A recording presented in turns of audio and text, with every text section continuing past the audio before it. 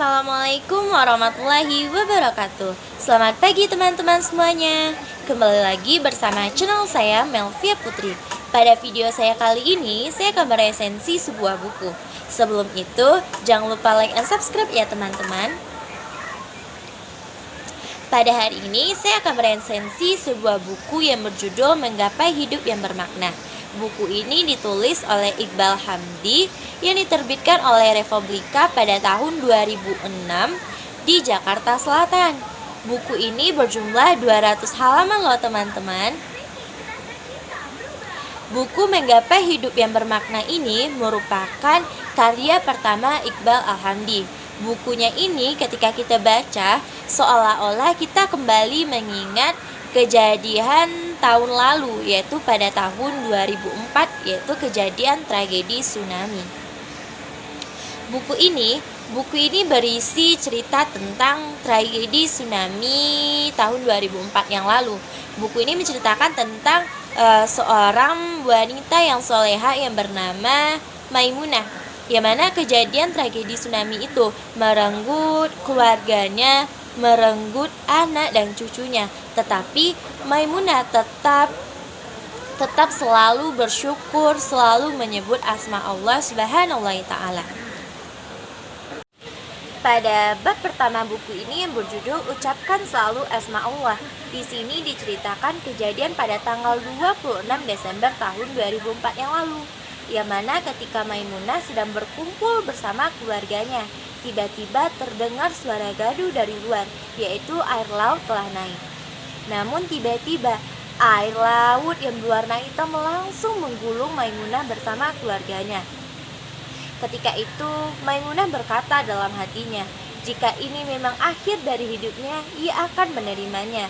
Tapi Allah Subhanahu wa ta'ala menyelamatkan Maimunah dengan menyangkutkan bajunya di sebuah pintu.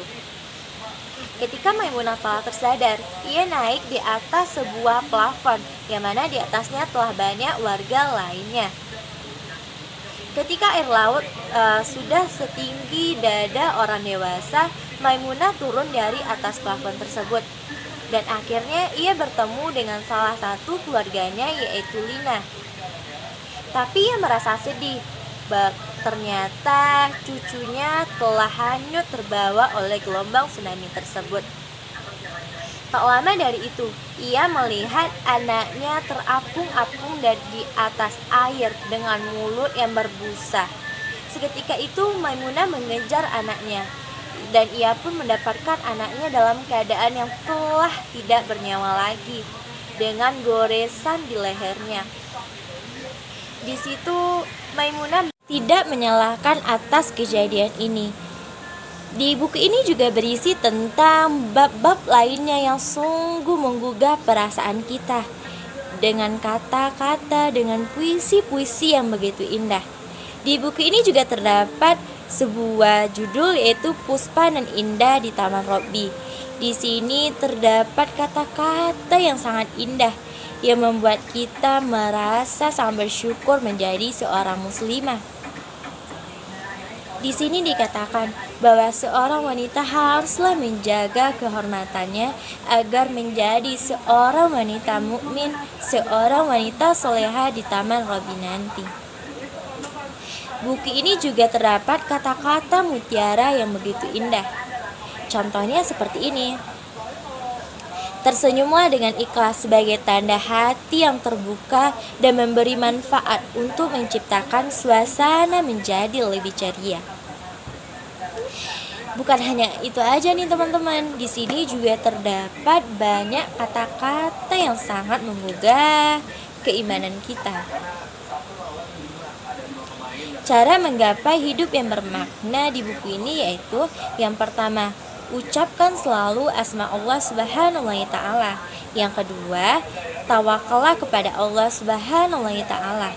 Yang ketiga, bersyukurlah setiap waktu. Itulah cara menggapai hidup yang bermakna. Buku ini sangatlah bermanfaat.